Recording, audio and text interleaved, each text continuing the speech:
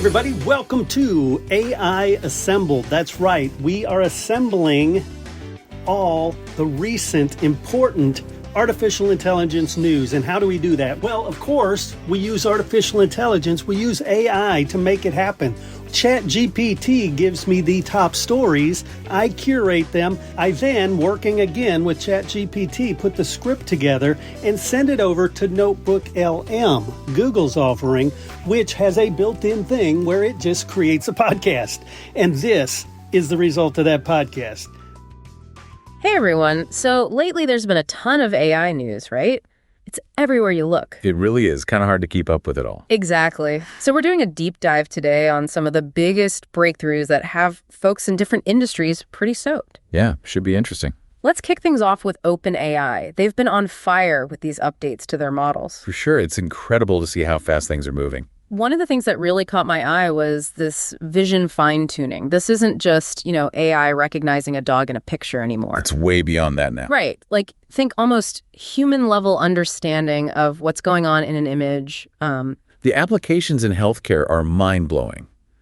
Imagine a doctor looking at an X-ray, but it's got this AI overlay that helps them, maybe spot a fracture they might have missed. Oh, wow. Early diagnosis makes all the difference, right? Absolutely. Or even think about it in architecture. An architect's looking at a blueprint, and the AI is like, hey, there might be a structural issue here. Exactly. Safer buildings, safer cities. Okay, so then there's OpenAI's real-time API. This is a big one. Remember those chatbot things, like the customer service ones? Oh, yeah. Painful. The worst, am I right? Real-time API, this is like their glow up. Faster, way more natural conversations. It's all about making AI feel less robotic and more human. Thank goodness. And it's not just about making things, smoother or faster. OpenAI is also trying to make AI more accessible. Which is huge. That's where model distillation comes in. So that sounds really complicated. Break it down for me. What's the big deal about making AI models smaller? Okay, so picture this. You want to bake a cake, right? But the only recipe you can find is for like 1,000 servings. That's a lot of cake. Right. Model distillation takes that massive recipe and basically scales it down to something you could actually use. Smaller companies, startups, they can actually use these powerful models now without a massive budget. Interesting. So it's like leveling the playing field a bit. Exactly. It's going to be really exciting to see what kind of innovation comes out of this. Absolutely. Speaking of cool stuff, can we talk about Adobe Firefly? Text to video, image to video. It's wild. It feels very future is now kind of thing. You could write a children's book and then boom, Firefly turns it into an animated video. Or let's say you're a history teacher, right? And you want to make the lesson more engaging. You can take a historical photo, just a still image, and animate it with Firefly. Wow. So you don't have to be like a Spielberg or something to make a video now. Nope. It's going to be interesting to see what happens when everyone can basically be a filmmaker, Yeah, what could possibly go wrong? I'm kidding. Kind of.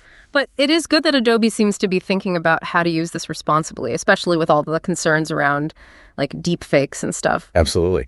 And, speaking of breakthroughs, we got to talk about the Nobels this year. Yeah. It's not every day AI research wins a Nobel Prize. It's a really big deal. Pioneers like Hopfield and Hinton, their work on neural networks, like way back when, that's the foundation for a lot of what we're talking about today. All right, it's the groundwork. And then you have Vasabis, Jumper, and Baker.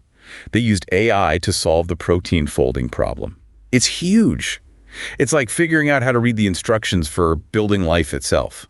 It's pretty incredible when you think about it. It really shows how what might seem like a really specific area of science can actually have this huge impact. It's all connected, and all this innovation, it requires some serious horsepower. There's another big race happening, the battle for AI hardware. Ooh, this sounds intense. Tell me more. So right now it's been mostly NVIDIA's game. But AMD just stepped onto the field with their new MI325X chip. It's a direct challenge. So why is that such a big deal? AI needs a ton of computing power. We're talking about training these massive models with like billions, even trillions of parameters. AMD coming in, it shakes things up. Competition's usually a good thing, right? Exactly. Faster innovation, maybe even lower prices down the line. It's good news for everyone. More powerful AI, more affordable AI. It's pretty clear we're at this really pivotal moment. It's an exciting time to be paying attention to this stuff. So true. It makes you wonder, like, if you had the power of AI at your fingertips, what would you try to solve, right? It's a question worth thinking about, and in the meantime, keep learning, keep exploring. We'll be back soon with another deep dive.